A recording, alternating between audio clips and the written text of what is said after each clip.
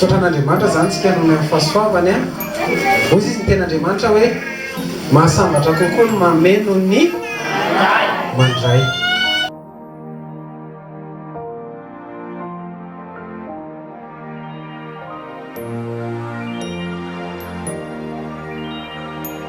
Ary izay moa nampianarinay foana hoe tsy voatery hoe manabe izay vao mizara.